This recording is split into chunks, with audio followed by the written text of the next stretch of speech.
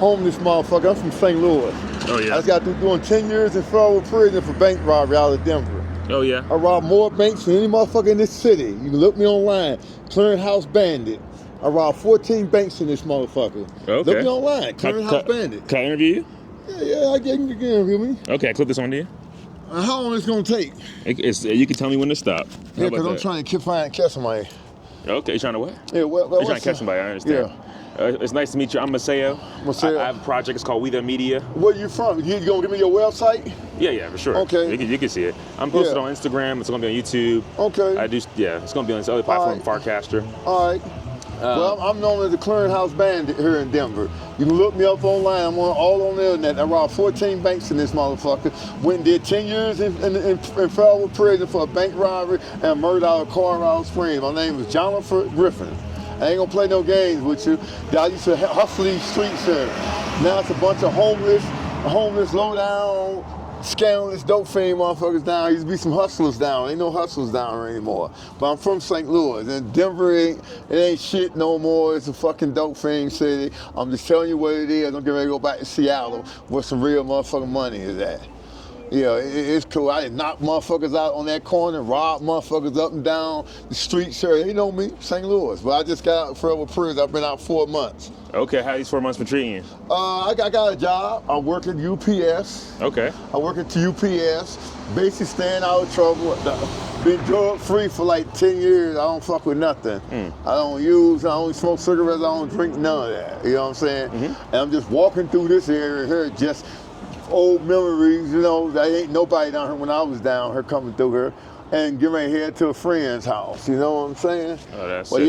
Yeah, I remember these streets used to be a lot better than what they are now, man. It's just a different, I guess, a different drug too. Back then was a bunch of crack down here. Pearl and Colfax used to be one of the most moneyest getting streets in this motherfucking city. You can stand on Pearl and Colfax and make $1,000 an hour. Yeah, I'm telling you, it was fucking serious. I came here from St. Louis. This is the first place I started hanging out at. Yeah, Pearl and Colfax. I used to see my little area right here. Yeah, it ain't shit. That you saw, I always knew it was 12 o'clock because at 12 o'clock that motherfucker always rained. And it's supposed to be a alternative lifestyles community, but you know, it's gays down there. They don't bother me. I don't bother them. You know, people do what they do down here. You know what I'm saying? But the city didn't change a whole lot. It didn't kind of vibe up a little bit. And one of the reasons that it vibed up a little bit was because when marijuana came in, it actually drove up the cost of living here because these motels used to be like $35, $40 a night. Now they're like $75, $80 a night. You can actually rent one for a week. For like $300 now, you can't live. That's why you got so many homeless people out here. They need to do more. I never lived on the streets. I always kept me a motel or a spot to live in. But you know, not now. It's just, you know, it's a different world out here now, man. You know, different characters, you know what I'm saying? A lot of these motherfuckers make you fuck them up and kill them out, and I don't have no problem. I don't have no problems. Ooh, yeah, your dog. yeah, I don't have no motherfucking problem with accommodating them because you got a bunch of stupid motherfuckers out here that try some stupid shit because they don't give a fuck about if they live or die. You know what I'm saying? Okay. What's up, homie? Where I know you from? I'm St. Louis. We was somewhere, huh? We was somewhere together. You been to the feds? Where was you at the feds? Lyman, Uni. No, the feds. That's state. No, not the feds. You look kind of familiar, bro. Yeah. Be safe out here. Definitely be safe. Yeah. It's a different world out here. You do look kind of familiar. But yeah, man, it's you know, people. There's always been homeless people down here, but they just like revenant like this. They have somewhere to live and stay and shit. You know what I'm saying? Mm-hmm. But yeah, man, that's my interview, bro. I have one more question. I'm curious. Somebody's been asking me to ask people about the internet.